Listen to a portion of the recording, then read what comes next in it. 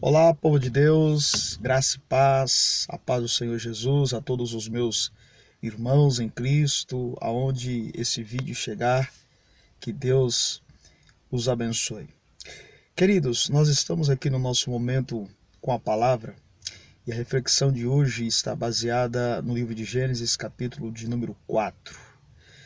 Em Gênesis, capítulo 4, nós temos os dois primeiros cultos feitos ou realizados dentro da Bíblia. Nós temos o culto de Caim e o culto de Abel. A Bíblia diz que Caim era homem de caça e Abel, homem do campo. Os dois trouxeram de suas profissões uma oferta a Deus. Caim trouxe os frutos da terra. Abel trouxe um animal. A Bíblia vai dizer que Caim e Abel, cada um constrói o seu altar, cada um separa o local da oferta e cada um oferece a Deus a sua oferta. Mas o que a Bíblia diz é que da oferta de Caim, Deus não se agradou e se agradou da oferta de Abel. É preciso notar que Deus, ele não faz acepção de pessoas. O problema não estava na oferta. O problema estava no propósito. Deus aceitou o culto de Abel, mas rejeitou o culto de Caim. E por que Deus aceitou o culto de Abel e não aceitou o culto de Caim, sendo que ambos estavam oferecendo uma oferta e ambos estavam entregando o culto a Deus? Deus, ele faz essa distinção? Não, gente. Uma das razões pelas quais Deus aceitou o culto de Abel e não aceitou o culto de Caim, quando você ler Hebreus capítulo 11, no relato dos heróis da fé, a Bíblia diz que pela fé, o culto de Abel, a oferta de Abel, foi aceitável a Deus. Deus aceitou a oferta de Abel por causa da sua fé. Mas só foi por isso, ou só por isso que Deus aceitou? Bom, se fosse só por causa da fé, o culto estava completo. Mas analisemos os dois altares, o altar de Abel e o altar de Caim. E vamos tentar entender por que Deus aceitou a oferta de Abel e não a de Caim. Só foi pela fé ou do fato de Abel exercer a fé? Gente, preste bem atenção. Nós estamos falando de uma era remota. Os seres humanos haviam feito ou sido criados por Deus há pouco tempo. Não havia instituição de culto, não havia local de culto, não havia legislação de leis cerimoniais para a realização de um culto, não havia ritual litúrgico para que um culto fosse realizado. Mas o que chama a atenção é a estética da oferta de Caim e a estética da oferta de Abel. Acompanhe comigo a estética de Caim, da oferta de Caim, do altar de Caim. A Bíblia diz que Caim trouxe os frutos da terra, montou o seu altar e ofereceu a Deus. Eu imagino que o altar ou culto de Caim esteticamente estava perfeito. Frutas, flores, cores, embelezado. Agora tente imaginar a oferta, o altar e o culto de Abel. Ele trouxe um animal, ele degolou um animal, aquilo aspergiu sangue, aquilo salpicou tudo em volta de sangue.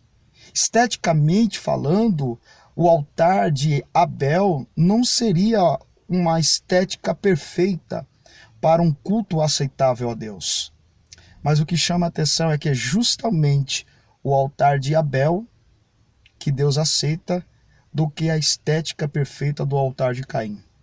Moral da história: não adianta ter estética, não adianta ter holofotes, Não adianta ter pirotecnia religiosa no altar, que pode ser que Deus não se agrade desse culto, como não se agradou do culto de Caim, mas aceita a oferta de Abel, que não tem beleza, mas tem simplicidade, e isso agrada a Deus. Deus aceitou o culto de Abel, foi por causa da fé, mas também por causa da simplicidade da oferta. E o que chama atenção é quem ensinou Abel a sacrificar um cordeiro. Vamos imaginar? A Bíblia diz que quando Deus criou Adão e Eva, na viração do dia, Deus descia para se comunicar com o casal. Quando eles pecaram, Deus agora se retira ou retira-os do jardim, dá a sentença à serpente, a sentença para Eva e a sentença para Adão. Para a serpente, ela rastejaria pelo pó da terra durante toda a sua época de vida. Para a mulher, ele multiplicou as dores de parto. Para o homem, do suor do seu rosto, ele trabalharia para poder se alimentar. E o que chama atenção é que, quando Adão e Eva ficaram nus e descobriram que estavam nus, eles recolheram folhas de figueira, fizeram aventais para cobrir a sua nudez. Deus, na viração do dia, quando os encontrou vestidos de folha de figueira. Mas aquela folha de figueira não cobria a nudez diante dos seus olhos. Deus, naquele momento, na viração do dia, desceu, sacrificou um animal, tirou a sua pele e fez aventais para Adão e Eva. Eu fico imaginando que, enquanto Deus estava sacrificando um animal para tirar a sua pele e fazer vestimenta, Adão estava observando Deus cultuar. Adão observou todos os detalhes daquele sacrifício. Eu fico imaginando que após a sua saída do jardim, ele se comunicava a Deus por intermédio daquilo que ele viu Deus fazer. E a partir daquele momento, acredito eu, que Adão copiou um modelo de culto que Deus havia ensinado para ele no jardim. E aí ele passa a fazer esse tipo de sacrifício de forma com que aquilo fosse um culto para Deus. Mas Abel é filho de Adão. E eu tenho certeza que durante toda a vida de Abel viu seu pai cultuar a Deus sacrificando um animal.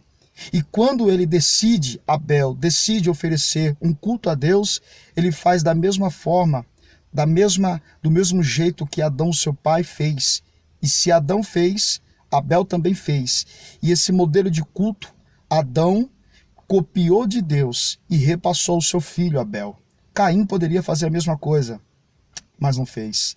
Isso faz me lembrar que Deus aceitou o culto de Abel por causa de um sacrifício vivo que morreu, e assim Deus aceitou aquele culto. Paulo, em Romanos 12, vai dizer e corroborar com o culto de Abel, dizendo: rogo-vos, pois, irmãos, pela compaixão de Deus, ou de Cristo, que apresentei os seus corpos como sacrifício vivo. Foi o que Abel fez. Ele pegou um animal vivo e sacrificou no altar.